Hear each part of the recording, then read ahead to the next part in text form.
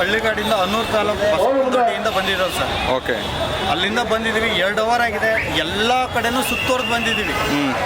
ತಮ್ಮ ಅಧಿಕಾರಿಗಳು ಅವ್ರಿಗೆ ಅಗತ್ಯ ಇರೋವಂಥವ್ರನ್ನ ಒಳಗಡೆ ಕರ್ಕೊಂಡು ಪಾಸ್ ಇರೋವಂಥವ್ರನ್ನ ಹೊರಗಡೆ ಬಿಟ್ಟು ದುಡ್ಡನ್ನ ವೆಚ್ಚ ಮಾಡಿದ್ದಾರೆ ಸರ್. ಎಷ್ಟು ಟಿಕೆಟು? ಒಂದು ಟಿಕೆಟ್ ಬಂದು 3,500 ರೂಪಾಯಿ ಸರ್. ಓಕೆ. ಈಗ ವೇಸ್ಟ್, ಈಗ ದುಡ್ಡು ಈಗ ವೇಸ್ಟ್. ಇದು 7,000 ರೂಪಾಯಿ. 3,500 2 ಟಿಕೆಟು. ನಾವು ಮತ್ತು ನಮ್ಮ ಬ್ರದರ್ ಬಂದಿರೋದು. ಇದು ವೇಸ್ಟ್ ಆಗಿದೆ.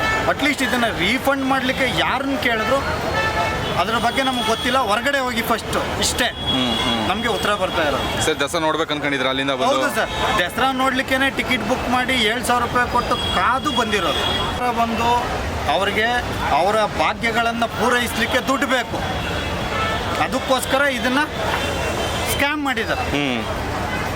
ಈ ಸ್ಕ್ಯಾಮ್ಗೆ ಹಳ್ಳಿ ಜನ ಬಲಿಯಾಗಿದ್ದೀವಿ.